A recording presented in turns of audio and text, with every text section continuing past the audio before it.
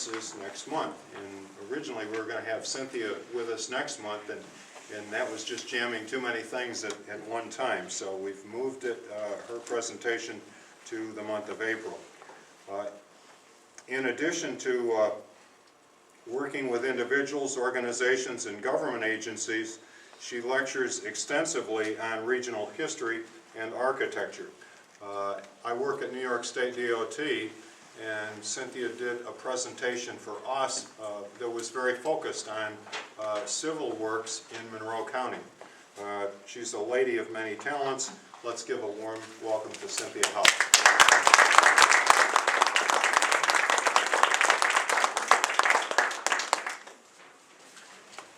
Can you all hear me from the back, my former colleagues?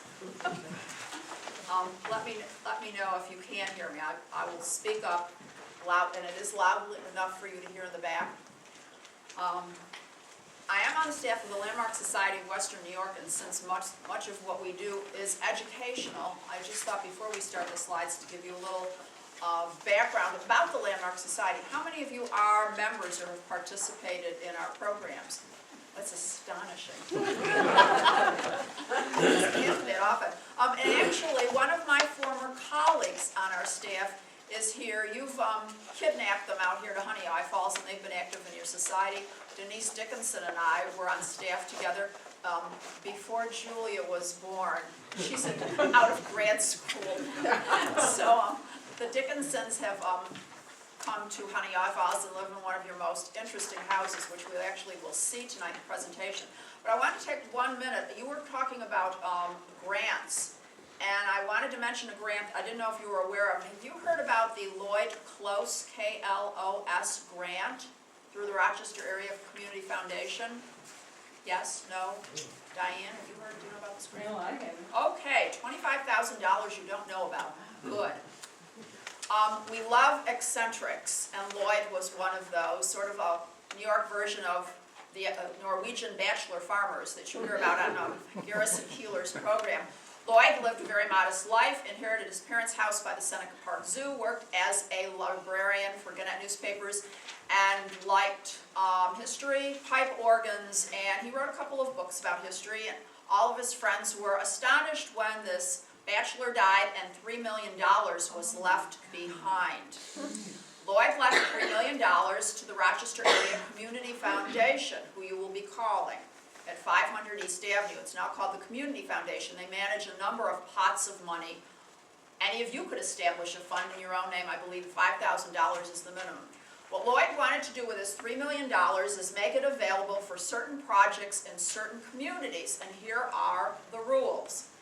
The $3 million goes into the Lloyd E. Close, K-L-O-S fund. Every year they will have about $150,000 to give away. Who can apply for this?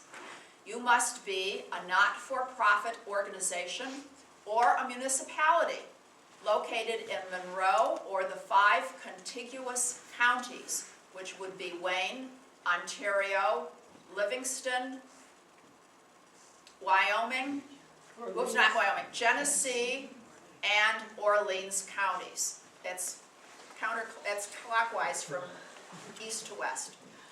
I believe you are a not-for-profit organization and located in Monroe County. Eureka, you can apply to the Lloyd Close Fund. What can you apply for?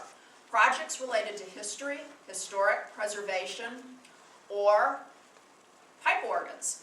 And you may apply for, in the world of historic preservation planning and history, we don't have a lot of grants that can say the following.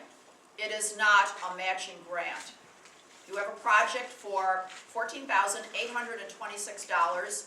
You apply for $14,826. They do not, most of the grants, you apply for half the cost of the grant, and then if you are awarded that grant, you are doing a lot of spaghetti dinners and other fundraising to match it. The Lloyd Close grant does not. And the maximum you can apply for one grant is $25,000. That can go for things like conservation work, publications, repairs to buildings, the hiring of an architect or engineer, or I certainly know Gary Albright because he's done conservation work for both the Landmark Society and a number of us on staff. So that is a very important fund for you to know about.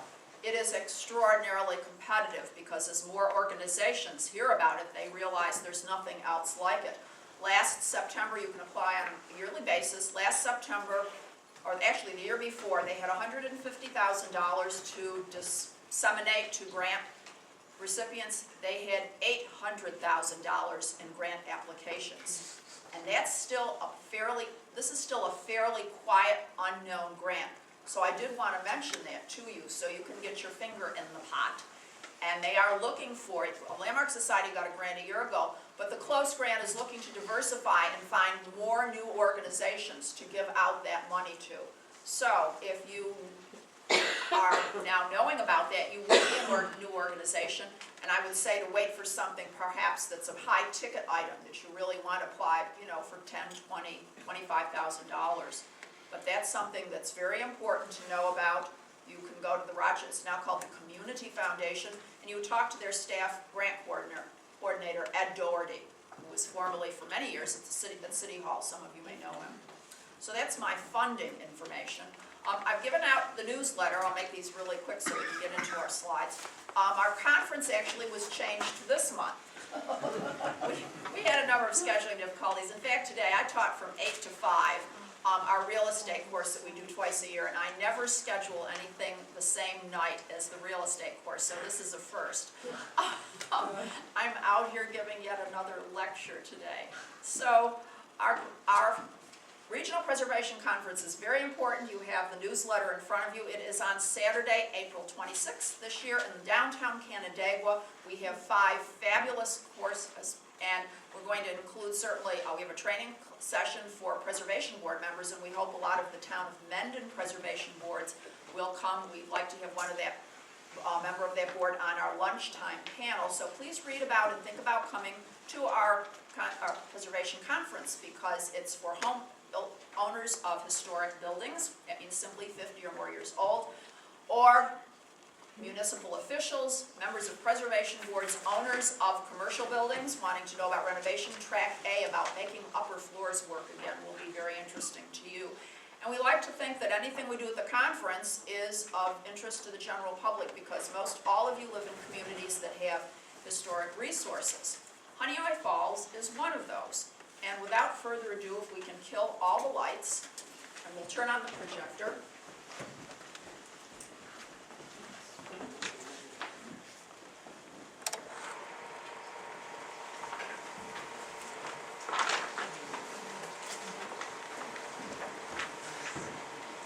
Now Barry said I'm a lifelong resident, and he wanted to know more personal information so he could give a more personal introduction. But I said, oh, well, it's neither here nor there. I'd rather talk about the Landmark Society. But one thing I want to mention, in case there are any younger students or people thinking of going into a second career, coming into the field that I work on the professional staff at the Landmark Society, and we're in a rather bizarre field, because if I was a traffic engineer, a 3rd grade teacher, a plumber, or an orthopedic surgeon, it'd be a lot easier to explain what we do.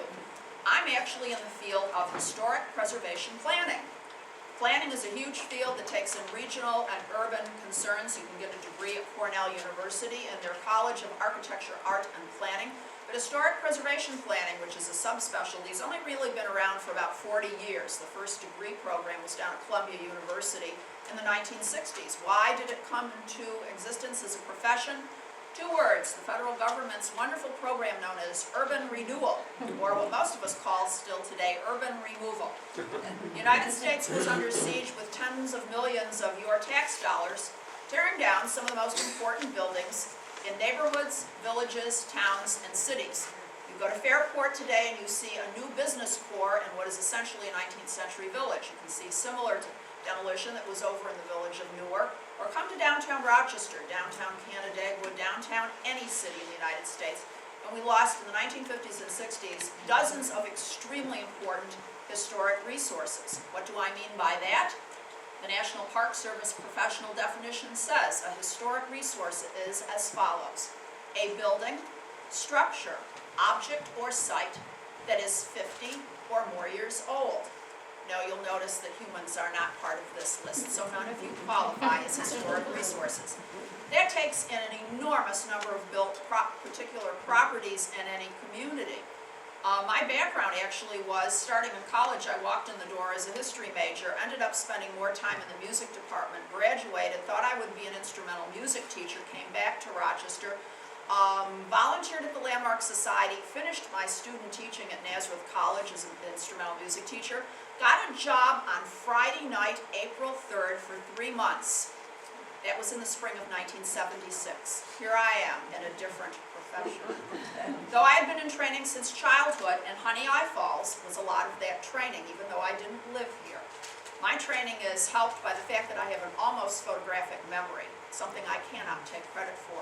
And I know buildings and neighborhoods, and I fell into a wonderful profession that puts all those unusual abilities together, including teaching, which I'm actually doing this evening. I just don't have instruments in front of me. I have the resources that you all see on a daily basis.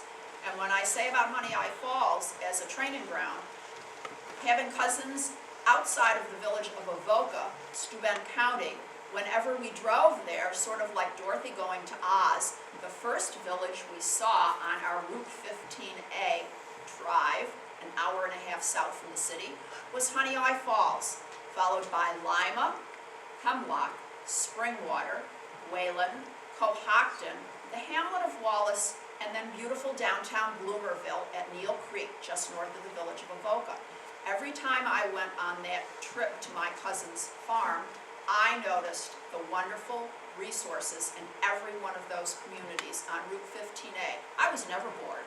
I had lots of fun looking at all these things, and coming into historic preservation planning, I got to find out what those buildings were and why they were there. And I've had 32 years of a 3-month job that has been most interesting and is certainly not the same today as it was in the beginning. Diane Ham certainly and I have worked and chatted many times over these years. My 3-month job is a long-going adventure. But for students who think their careers are a straight path from A to B to C, I'm an example of somebody that stumbled into a field, working with colleagues, no two of whom have the same background or degree. Denise Dickinson, a colleague on our staff, came through art history and RIT, and she may not be officially a member of our staff any longer, but we put an invisible umbilical cord on everyone that ever works on our staff, and we keep them connected to the Landmark Society. And I know she and her husband, Cliff, have been active here in Honeoye Falls. When they bought their house, it wasn't just any building. It was a very special early 20th century building. So Honeoye Falls, a community like many of the villages, and here dates back to the late 1700s, when all of the properties around here were suddenly available. There was a great land rush, and the lure of water power was driving all those little entrepreneurs who I call Donald Trumps in breeches. They had different hairstyles, different clothing styles, but they had the same genetic makeup of people like Donald Trump and other modern developers. Honeoye Falls started with the water power and on an incredibly beautiful creek. And I'm not going to try to say Honeoye Falls is something about where here the finger lays or some. It's a very unusual translation of the Native American explanation. But this is what was driving settlement. Here was the western frontier. It's the 1790s. It would take you 30 days to get up here from New York City in the Hudson Valley, and travel conditions were less than miserable. There was one road. Most people came in the wintertime. There's a great saying, a newspaper in Albany said last weekend, on the winter weekend, 1,200 sleighs left Albany for the western lands. This is the western lands, not Wyoming, not Texas, not Montana. In the late 1700s, early 1800s, this was the western lands because most people in the United States lived within 50 miles of the seacoast because inland travel was so difficult.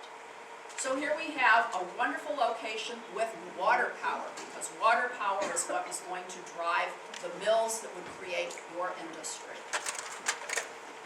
And one of the interesting things about any community is there are those who still will tell you they hate history. Now, they hated how history was taught at a certain point in time because it was memorize a bunch of dates, memorize a bunch of wars, and memorize a bunch of dead generals who you really don't care about because they never lived in your community anyhow. That's how history was taught until about 30 years ago, when local history became recognized and acknowledged as an academic pursuit worth studying, just like national and international fairs. Here in Western New York, we have this great opening up of the United States after the Revolutionary War, the 1780s, 1790s, and early 1800s. And while those people are long dead, it is their buildings, structures, objects, and sites, their road plans, how they laid out a community, what they named streets, that leave behind their forever imprint on your community. Certainly with the water power, you have industrial buildings, not just pretty houses to look at as historic resources. Here is the Upper Mill. You are the only village I can think of that still has two great, not just one, but two great milling structures from the late 17 and early 1800s that have survived into the 21st century. And they've both been creatively adapted for new uses. These are stone built with stone quarried here in the community. They both sit right next to the creek. The old story, well, why is that building there? Well, if there is no longer a mill wheel, and you knew it was a mill, it's next to the creek because that was its original purpose. But many in the community may not realize that. Fortunately, you have good signage to tell the story of visitors. But these are great treasures here in Honeoye Falls. In fact, I don't have historic photos, but in Diane's book, the Arcadia book around Honeoye Falls and Mendon, the parking lot here had another mill building on it right into the 20th century. Mill buildings are among the oldest surviving buildings in Monroe County. If you have been following the Democrat and Chronicles occasional series on Hidden in Plain Sight, this past week they featured the Stone Warehouse on Mount Hope Avenue in downtown Rochester. Larry Sile is a staff artist, and he came up with this idea on his own to do once a month some building that people might drive by all the time and not recognize. Well, here in Honeoye Falls, I often wonder how many thousands of people drive through the village on it every day. And take a look at these fabulously beautiful, extremely important, and very rare surviving mill buildings, of which you have two and nobody else does. Where people live, they also die, and other historic resources that are very important to tell the story. What's happened in Honeoye Falls? What has been going on here for 2 centuries plus? Certainly burial grounds are among the most important, long-lasting historic properties, and you have, just across the street, the Pioneer Burying Grounds. These tell a lot about a community. They're extremely important in terms of the history that they pose. They are also, for many communities, until the advent of public parks, they were the local picnic ground, where you were on Sunday, because most people worked 6 days a week, and if you were a farmer, you know that you can't turn off Bossy's faucets on Sunday and have a day off. You worked 7 days a week as a farmer. You didn't have a lot of recreational time in the 19th or early 20th centuries, so often in communities, burial grounds doubled as the first parks for any village or city. I don't know if that's the case here in your burial grounds, but it certainly was the case in Rochester and Mount Hope Cemetery for 50 years before our first city park, Highland Park, was created. The earliest architecture in Western New York reflects the origins of the people who moved here, mostly from New England. Though we're an odd city, Rochester was laid out by a bored, retired Southern farmer from Maryland who got the itch to buy land and come up to the Western New York. His name was Colonel Nathaniel Rochester. But for many of the villages and towns here in the western part of the state, we were settled principally by New Englanders, and they brought that federal-style architecture with them that they knew in New England.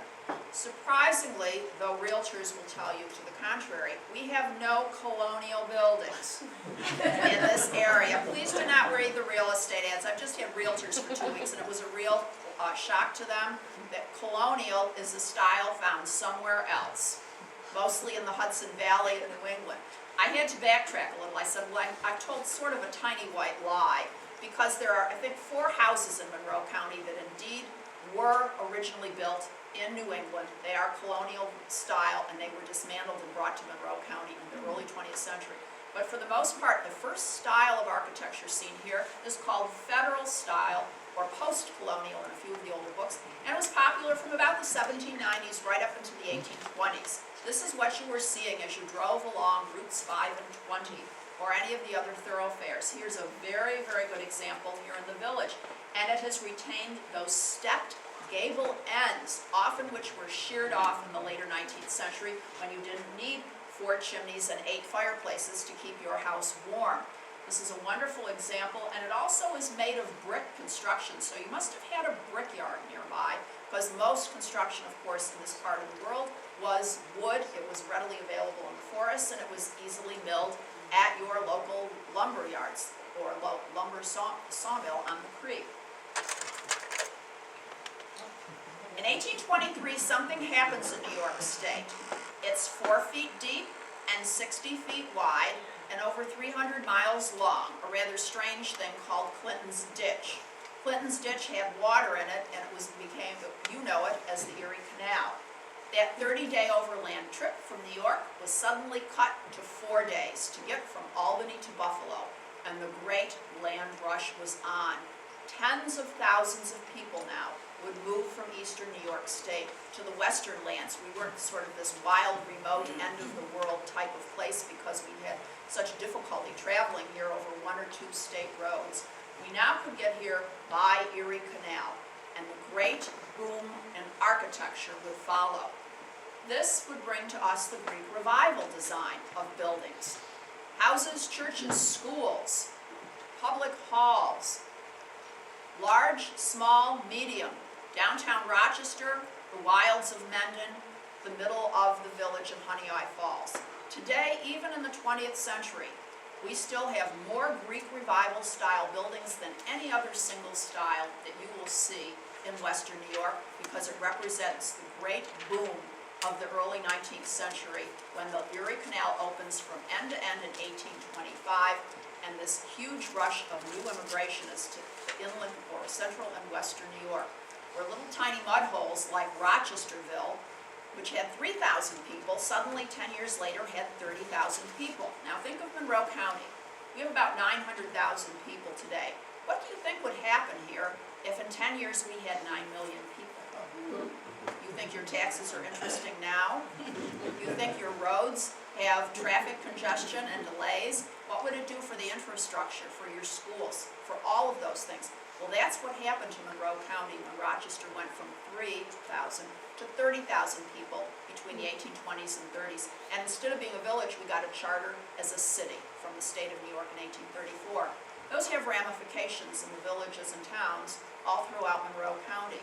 And Greek Revival architecture, if you look at this house, is a very good example of that. We are taking ideas from classical Greece. Why? Who cares about Greece if you're living in Western New York? Well, the ancient Greeks are the ones who had the first democratic government in the world, and we were trying an experiment called the first modern democratic government here in the United States. Also in the 1830s, in Greece, the country, they were fighting their own war of independence, trying to throw the Turks out, and Americans really sympathized with that because we had done that not 50 years earlier with the British. So we were doing a lot of, we were interested in classical architecture, and we were interested in showing the world that we were a sophisticated country, not just living in log cabins and rednecks in the backwoods, killing animals and having a very rustic lifestyle. Thomas Jefferson was probably the archetype with his designs for Monticello and other buildings like the Capitol in Richmond or the University of Virginia. And a lot of these design ideas were published in books. We didn't have any architects really. There wouldn't be an architecture school in the United States till about 1870 or the late 19th century. But a house as sophisticated as this beautiful home on York Street might very easily have, the ideas might have been born by looking at a pattern book. And we still have them today. How many of you have been to Wegmans and you'll see a book in the magazine section, 101 plans for log buildings, 101 plans for houses over 1,000 square feet, 101 plans for houses over 5,000 square feet. That's essentially the modern version of these pattern books that started to appear in the 1820s and 30s. And they could appear in the most remote community. You took a pattern book to a local builder and said, Fred, see the drawing on page 30? I'd like that house. Now, I'm not saying this house on York Street with its very beautiful portico, that wide cornice, and the trademarks of style are kind of like looking at automobiles, and somebody can go 1942 Edsel, 1927 Ford, 1966 Corvette. I am looking at not the size of this house or what it's built out of. I am looking at the details.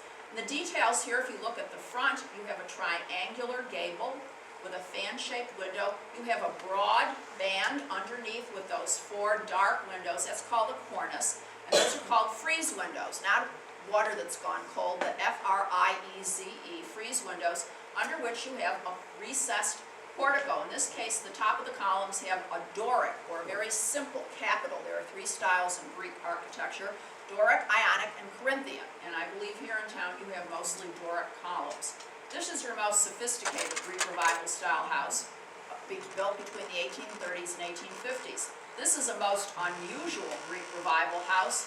The rarest of building materials here in Monroe County, a stone-built house in the Greek Revival design. This is an absolute marvel to see such a rarity as this, and it's quite beautifully preserved. And again, that wide cornice, Doric columns, and kind of a very heavy, solid feeling to the architecture. Greek Revival can be seen in many other forms. Probably most obviously, this church that for all those years of driving by, I finally got a chance to go inside. This is your textbook example of that Greek Revival, almost looking like a temple. It has the Doric columns with those simple capitals, a triangular pediment on the front of the building, and a quite lovely tower. It's probably one of the best preserved Greek Revival style churches in the region, and so the First Presbyterian Church members should be quite proud of this landmark building. Inside, that Greek Revival trim is taken to the inner building, and again, this Greek Revival architecture goes back thousands of years to the Romans and Greek. One thing about architecture, ladies, it's sort of like our clothes closets. If you keep it long enough, it always comes back in style. I hate to tell you, it's the age of some of the things in my closet that I, like when my niece said, got all excited about mini skirts, and I whipped out a mini skirt from the 1960s to show her that this was not something new in the year 2006 or 2007. We had seen mini skirts before, but that was an eye-opener to her. Well, this isn't quite the mini skirt, but it does show that architecture, particularly classical style architecture, is so prevalent over the last 2,000 years. This just happens to be the early 19th century version of it. The simple geometric windows at the Presbyterian Church are quite remarkable because in many churches later on they might have been replaced with figurative or memorial glass. So we're very pleased when we see these very simple early examples of the stained glass art. We're very lucky here in Monroe County to have one of the oldest stained glass studios in America. The Pike Stained Glass Studio in the city of Rochester is celebrating its 100th birthday. This year, in fact, if you see the Daily Record newspaper today, there's a special article on the studio, who is still operated by the 3rd generation of the Pike family. She went to RIT, studied painting, and had no idea she'd be taking over the family business. That's Valerie O'Hara. And I have a suspicion she has probably worked on some of the wonderful stained glass you have here in the community between your historic glass here at the Presbyterian Church and over at the Episcopal Church. And here is the Episcopal Church, built in the 1840s. And again, a very fine example of Greek Revival architecture. But this is one of those buildings that I'd love to know how many people in Honeoye Falls have never seen this building. Because you can drive up and down West Main Street looking for the Episcopal Church, and you might not find it. I know when I first worked on a project that involved this building 20 years ago, I thought I knew the buildings on Main Street pretty well, all of those family drives through Honeoye Falls, and I thought, they've got to be out of their mind, there's no Episcopal church. There's that big white church on the east side of the street, and there's the Methodist church with the tall spire, but there's no Episcopal church. Well, I was obviously very wrong. Tucked behind the U.S. Post Office on, I believe it's Episcopal Avenue, is it not? Yes. Is this very wonderful building. Greek Revival style, but it also has hints of Gothic revival. One of the things in historic architecture that's so much fun is that builders mixed and matched styles. It does not have to be in just one category. Remember, these are pieces of art. They don't care that 150 years later, some woman on an evening can sit up here and categorize if it's Greek Revival or Gothic Revival. They designed what the client asked for, or what the client originally had, and then later on added these pointed arched windows that go with Gothic Revival, dating all the way back to the Christian cathedrals of the medieval era in Europe.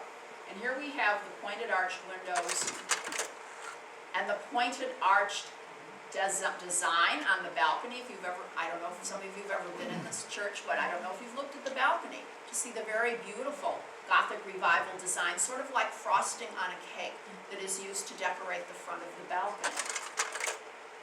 And this absolutely stunning ceiling painting. I put this in for a number of reasons. A lot of people are under the misguided notion that all the paint colors in the 19th century are blah. Light beige, light cream. If it's Greek Revival, it has to be painted white with green shutters. Couldn't be farther from the truth. There were very bold colors in the early 19th century as well as later on in the Victorian period. And I wanted to show this as one of the examples of that bold application of color. Not just what some people call the Williamsburg color palette, which turns out when Williamsburg first did their research on paint colors, they didn't have the sophisticated instruments we have today, and they didn't realize all those very light colors were chemically altered, very bold colors from the 1700s. You visit Mount Vernon and see George Washington's dining room, it's in screaming Prussian blue. It is not in a pale, I would say, blue. And that shocks a lot of visitors who haven't been to Mount Vernon in a while because they repainted once they got the better chemical analysis in the 1990s. What is this? Well, I'm really thrilled to be in this community because now I can tell my story and I'm actually in the community where it happened. This is not a style of architecture. This is one of the most important building type methodologies in New York State because we own more of these than any other state in the country. And it's called, thank you class, it is called cobblestone. This is a building method. It's not the style of the building, it's how you put the wall up. You have a field stone wall, probably 18 to 20 inches thick, just randomly laid stones you collected around the field. And then like a cake that you frost with something decorative, this is the frosting. This is a decorative veneer on the exterior of the wall where you have these beautifully matched stones laid in horizontal rows. And if you look really closely, and I don't have my electric pointer, often with hand-tooled mortar that comes to that is beveled here, and each joint is beveled in between. So each one are like in little picture frames. There were probably about 1,000 cobblestone buildings built in the United States between the 1830s and the 1860s. We don't know whose idea it was or where the first cobblestone building was erected. But about 96% of the cobblestones in America are within a 2-hour drive of Rochester, New York. They are also found in the Great Lakes states. There's one in Pennsylvania, one in Massachusetts. A lovely community at the western end of Lake Ontario in Canada has cobblestone. But they're not all over New York State. And growing up around here, I took these very much for granted. Till I found out that places like Ridge Road, if you go from Niagara Falls and take Old Ridge Road all the way into Wayne County, you're in Cobblestone Alley, the most concentrated grouping of cobblestone buildings. Once upon a time, you had a church here in Honeoye Falls that looked somewhat like this. It burned in the 1880s and it was of cobblestone construction. It was on the north side of Monroe Street, where the library is today. No, there's a house. Okay, there's a house on this site. Now I realized that cobblestones were really special. We know that some cobblestone construction is seen in southeast England. I've seen it in the city of Brighton, England, downtown, and northwest France, where they have a variation of our cobblestone, which are usually lake, shore, or field-gathered cobbles. And the story I'm going to mention, how many of you get Finger Lakes magazine? Finger Lakes magazine comes out about 4 times a year. 2 years ago, there was an article titled, "What are those potato buildings?" And I was the culprit, that was the victim of this interview, or I don't know, victim.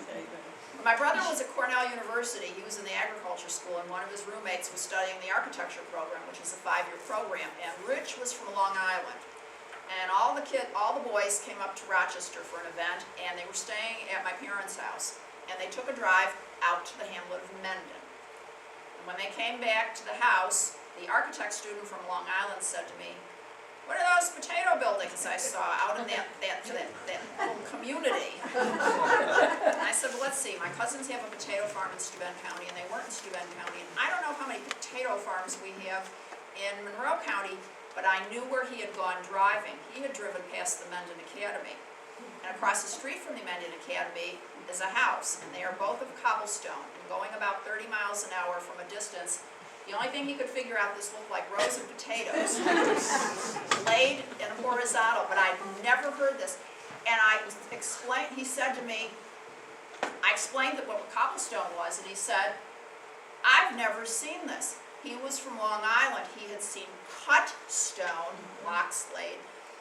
He had seen very much older houses that they have in that part of the state, of field stone, randomly laid. He had never seen this. He had no idea what it was. I mean, he was very excited because he was an architect. So I've been telling that story now for 30 years. He's now a practicing architect in Connecticut.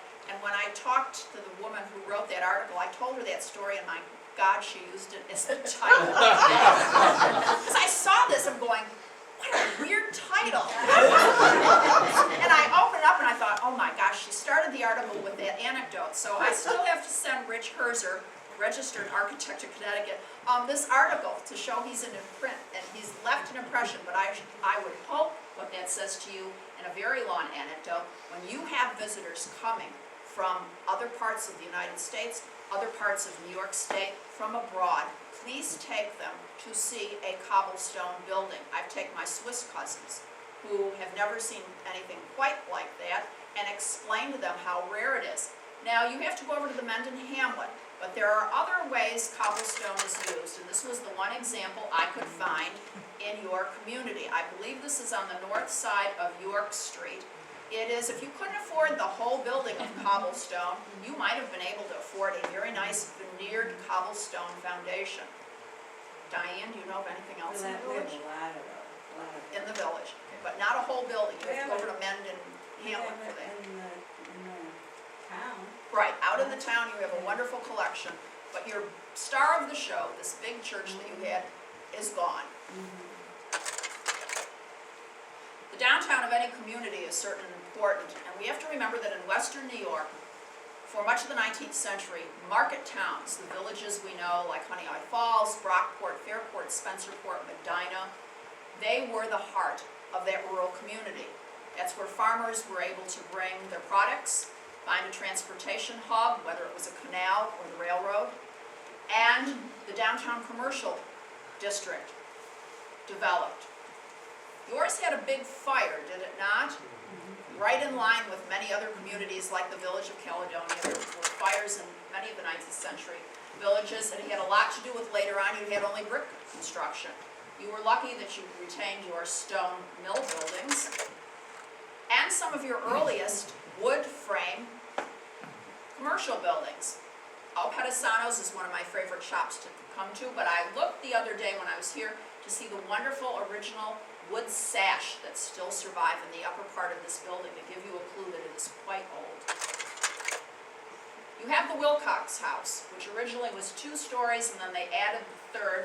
This has been a variety of uses. It's been a hotel, became a Masonic temple, and it dates from that mid and late 19th century. It's a good example of how buildings grow over time. And something that surprises a lot of people when we talk about historic architecture is they fall into the trap called, but I want to make it look original. Original to what? Well, we had 2 stories in the first construction era. Then we added this 3rd story, which is now over 100 years old. This is now the entire package, as I'm sure this was added at some point. So when you're looking at a building, it's not the first era of design that is just historic. Anything that has subsequently been added and is now more than 50 years old is now part of the historic architectural design of this building. We would never say, oh, let's take off the third floor, it's not original. Well, it is original to its era. So this is a very important concept that a lot of people who deal with historic buildings don't realize. Their understanding is it has to look like the first phase of construction, and everything else later is not historic, and that couldn't be farther from the truth. Because it brings a whole different perspective to what we look at when we're driving or walking, preferably, around the community. By the mid-19th century, we had the explosion of the foundry industries here in Western New York.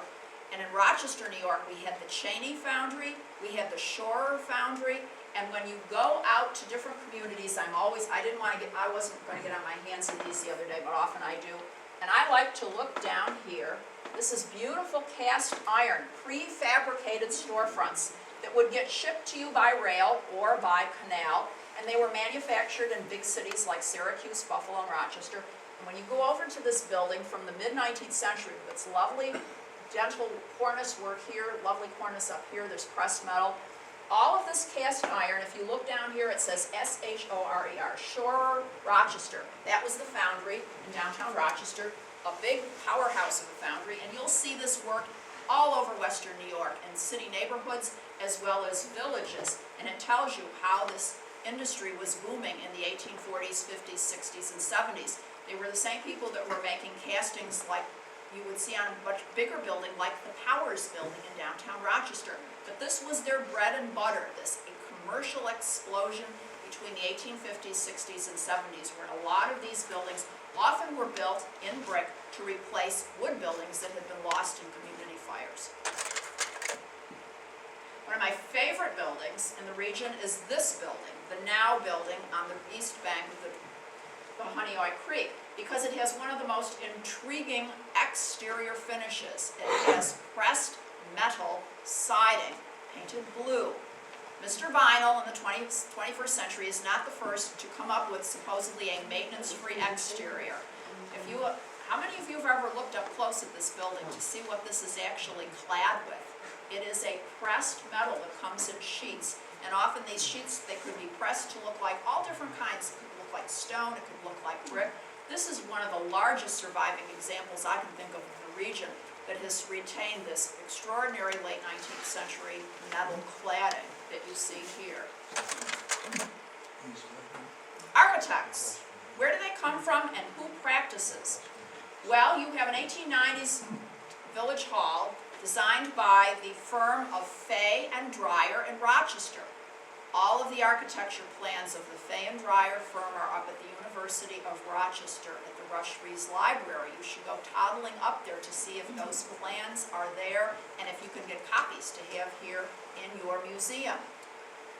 Otis Dryer opened his architecture office in the late 1880s in Rochester, so this was one of his first major commissions, your village hall here in Honeoye Falls. It's a very handsome building. Of course, it also originally had the fire department downstairs. There's a big meeting room upstairs. How many of you know, not the bell tower, and you probably all know the story about the Let's Steal the Fireman, and he's been in a number of communities. But this tower back here has its own interesting purpose, and I love to look for those towers when I'm in villages and older neighborhoods. Do you know what that's for? And no, it's not where the siren is. Maybe the siren is there, but it's not for, wasn't built for that. Yes, hose drying tower. Because the fire department was here, you had to hang up after a fire. They were very wet and they were made of fabric. This was the hose drying tower, and I'm always thrilled to see that that's still in place. So next time you walk around town, peek at the back of that building, and you'll see some in other communities. Over in the village of Naples, they still have their historic firehouse with hose drying tower, and in Rochester, on Monroe Avenue, near Oxford Street, we have a wonderful, it's the Genesee Co-op, it's now an arts. That is a firehouse with that hose drying tower, usually in the back of the building. Residential architecture. Well, everybody likes to make a statement, whether it's today building a 10,000 square foot house, or back in the 19th century building a very stylish residence at the height of the 19th century when most Americans were still living in rural communities. The 1890s, up to the 1890s, 90% of Americans lived in rural communities. 100 years later, 90% of Americans live in urban areas. It's been a complete switch in terms of our lifestyle. And of course, you in Honeoye Falls are more of a commuting community, with many of you having jobs up toward the city. But during the 19th century, the heyday of the American village, this is, in Honeoye Falls, one of the great outdoor catalogs of historic architecture. You could have an architecture history class and just take them on a walk through Honeoye Falls and show them probably every style of architecture from the 19th century and early 20th century, because you were very successful economically. When I go to communities that I've never visited before, some of the people I talk with are astonished. How do you know all this stuff about my community? You said I've never been here. I'm only looking at the clues, and the clues are the buildings surrounding me. They tell me a big story as to when a community was successful and when a community has gone into a decline. Here in your community, you certainly had a very successful 19th century, thriving as the central hub for the agricultural farms that surrounded you in the town of Mendon. You had Italianate-style houses like this. It doesn't have a flat roof, it has a hipped roof that's very shallowly pitched, those overhanging cornices at the top. Sometimes you have a cupola, which we will see later on, sometimes not, and decorative brackets. Much of this woodwork could be manufactured locally at your sawmill.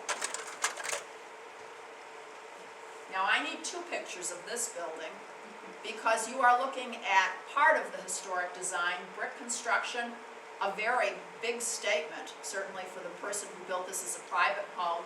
But if I had the magic wand, what you were missing, and is in Diane's book, is this very elaborate porch that used to wrap around the front, and you can just see ghost lines of that porch on the building today. So if your eyes always thought that the building looked a little naked, you're right.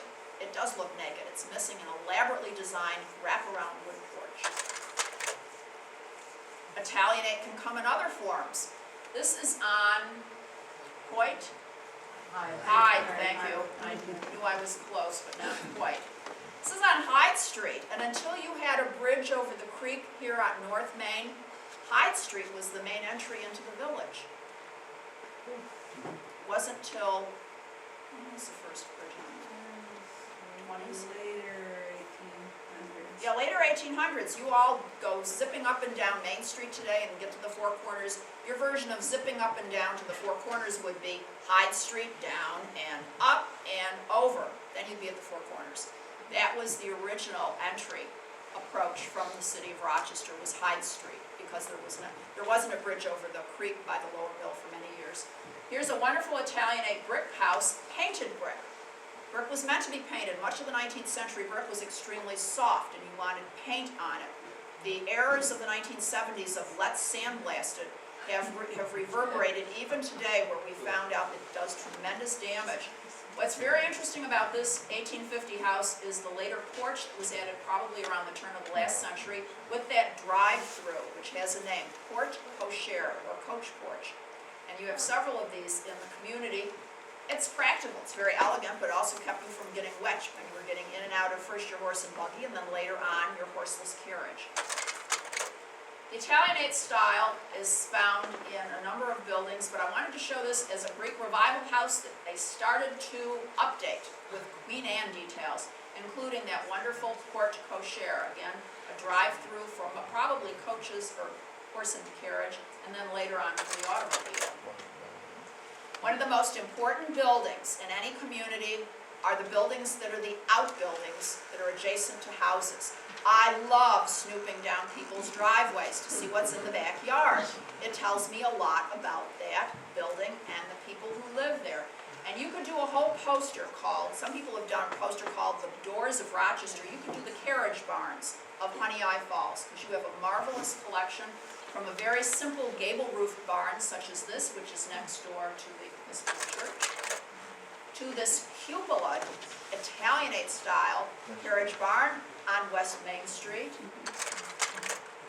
to this very lovely Gothic Revival style barn, again behind one of the homes on West Main Street. I believe it's the dentist's office. So these are remarkable buildings and tell a story of the community and the change in transportation from the 19th to the 20th century, and the remarkable adaptive uses many of you have found to keep these buildings, but adapt them for automobiles, although they were originally meant for horses. So I think this is one of the most interesting building types you can see in any community. And someday when I'm on sabbatical and I'm 127 years old, I'm going to do a study in the city of Rochester of the surviving carriage barns, because we have some marvelous examples, several of which I know have never changed inside. They still have their stalls and all of the accoutrements. If you know the architect John Barrow, certainly Denise does, he and his wife bought a house in the Vic Park neighborhood of the city from the daughter of the original builders of the house. She was in her 80s. The house was built in the 1880s. The 2.5-story carriage barn in the backyard has never changed. I've often wondered every time I drive around villages like Honeoye Falls if you have similar treasures hidden behind your homes. In the mid-19th century, America is mostly a rural area. We focus on the villages, and all kinds of architecture is possible because of these pattern books again. Books that were published, widely distributed. I doubt if you had any architects here in Honeoye Falls, but maybe you did, because we had architects in the city of Rochester, and they often had commissions out in rural areas. This afternoon I was talking to our real estate class, and I said, how many of you know where South Lima is? And I got some really strange glances, because we have 4 realtors from Geneseo. They knew where South Lima was. I said, would you believe that 6 buildings in South Lima are architect designed, and the plans are up at the University of Rochester? And they looked at me with an even stranger expression on their face. Just because you're in a rural area does not preclude the fact that you might have architect designed buildings in your midst and not know about it. Certainly, the Fay and Dreyer designed Village Hall is an example of that, and public buildings like town halls, village halls, churches, schools often had an architect, but there are often 2 houses that were designed by architects, and you may not be aware of this information, or it hasn't been unearthed yet. Diane hasn't had a chance to research absolutely everything. If you liked Italian architecture with that square tower, we can give you French architecture. Just after the Civil War, we were looking to France. We were always looking to Europe to see what was going on in the architecture world, so we didn't fall behind and still look like rednecks living in log cabins. And the latest fad that came to Europe was this funny-looking roof. And this is the 1860s and 70s. If any of you have visited Philadelphia, the Philadelphia City Hall is the most blatant example of a French mansard, S-A-R-D, roof. Now, this had been in style 200 years earlier, in the 1600s. An architect in Paris named Mansart, M-A-N-S-A-R-T, concocted this quite distinctive wraparound roof that actually disguises a full 2nd story on this West Main Street house, probably in the 1870s or 80s.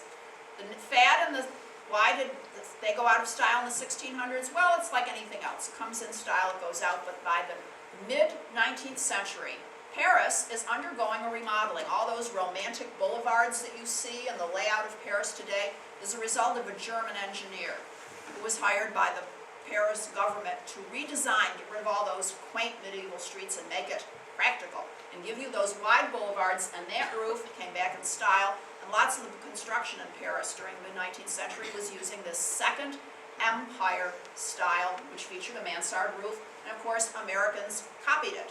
Downtown in Rochester, we have the Powers Building with a mansard roof. Out here in Honeoye Falls, we have several lovely examples from this 1880s, 1890s period. Sometimes, and I can't say for this house, it may have been an older house that was remodeled with a mansard roof in that period. We have a house in Cornhill that was a fixer-upper from the 1830s. A husband and wife bought it and remodeled it in this style as a wedding present for their daughter who was about to get married. So sometimes you have an older building, like Greek Revival style. It's out of style by the 1880s, so let's modernize it. We'll put a French-inspired mansard roof on the top. I don't know if this happened here, but it certainly is possible. Here is a fixer-upper. The Palmer House on West Main Street. This was a Greek Revival style house, and that very spectacular 3rd story with mansard roof topped with an Italianate cupola. If you're gonna go, you might as well really go big. And add everything. This is a fixer-upper.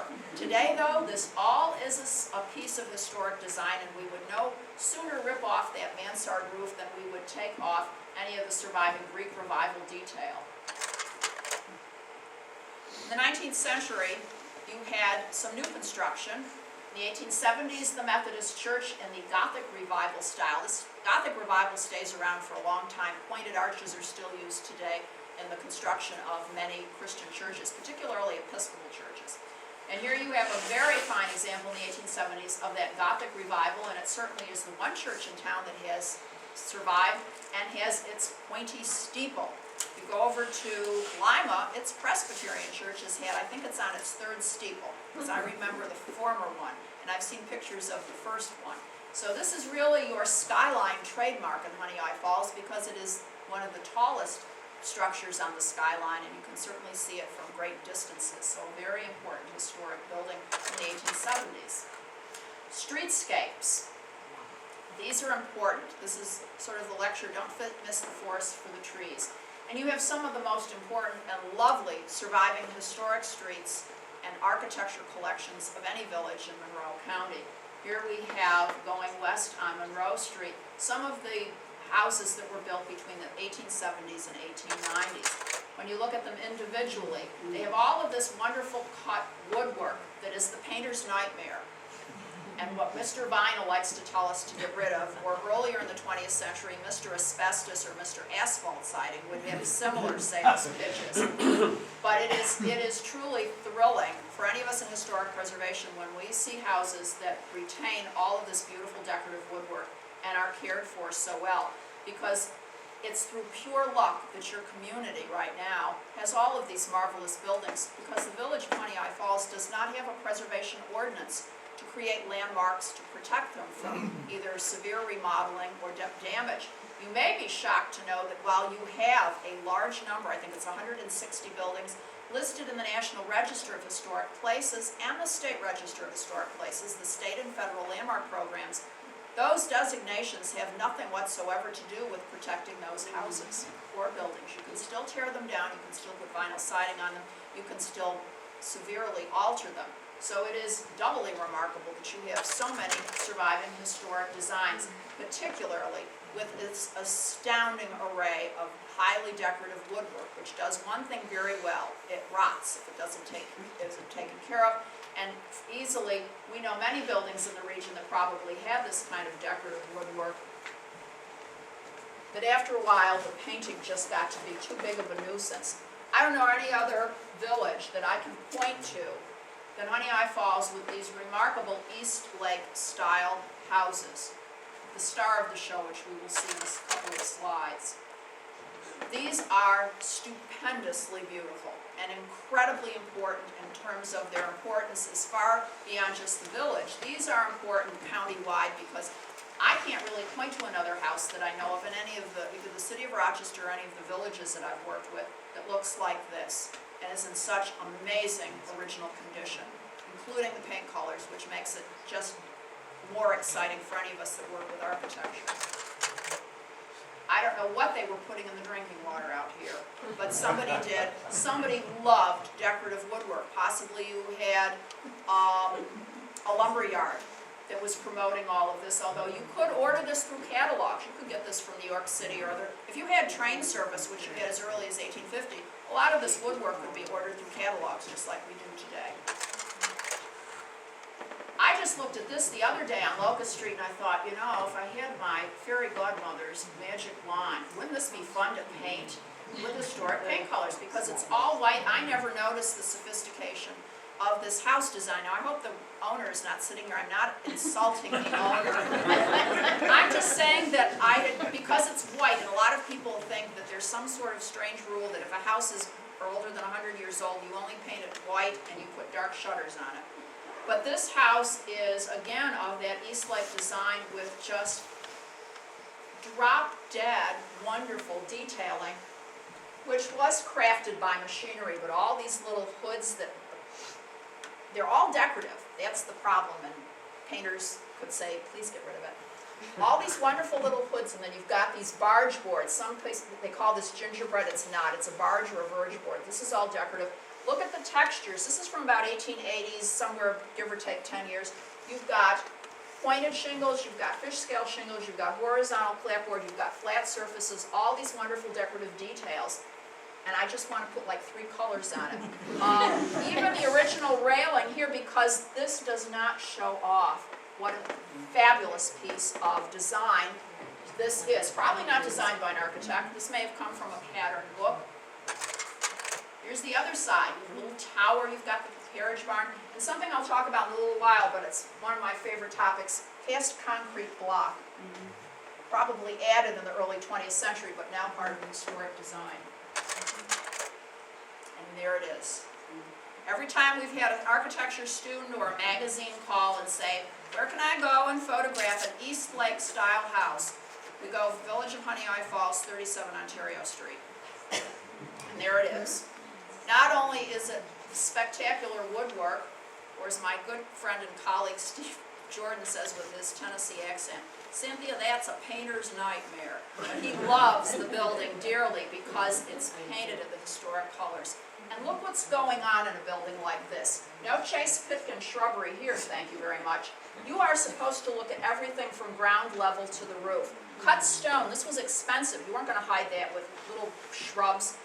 Decorative cut wood beneath the porch as well as above the porch. This was to be appreciated from the ground up, not from the water table up. And the design of this house is beyond words. It's been featured in books like Field Guide to American Houses by Virginia Lee and Lee McAllister. The book is described by the New York Times as unique, the best of its kind, and a lot of the photos in it came from the Landmark Society's archives. That house was one of them because there is absolutely no other building like it that I know of that is so pristine and so exciting to look at. Now, East Lake. It has nothing to do with being in the eastern part of the United States near the Finger Lakes. There was a designer of furniture in England called Charles Locke Eastlake. And many of you have rip-offs of his furniture. You know, when your grandmother and great-aunt had those little tables with the marble tops and all those little cut-out feet with had geometric designs of circles, squares, and triangles. That was Charles Locke Eastlake's view of designing furniture. He was horrified to see Americans taking that design philosophy and using it as the application of the woodwork to put on these homes. They are very rare, very, very rare because it's wood, it rots, people won't want to take care of it. But to see it up close and look at all this detail, I have to send them to Ontario Street and on Honeoye Falls, New York. So that's why I want to paint that other house, because I look at this house and go, oh, let's see, we could do something like that over on that other house. I got really excited the other day and spent way too much time looking at the White House with the green shutters. So congratulations, whoever owns this house. It is stupendous. For those of us in historic architecture, it's a marvel to look at. Please don't paint it white. And we're seeing a lot of that, and I have to watch very closely because I do. In the Queen Anne style, 1880s, 1890s, up to 1910s. Now we're looking at houses. No, Queen Anne was not on the throne. Queen Victoria still had her job. She sat on the throne of England for 64 years. And guess what? There is no such thing as a Victorian-style house. There's a Victorian era. You think you've got problems with an 18-year-old daughter? How would you like to have the doorbell rung in the middle of the night?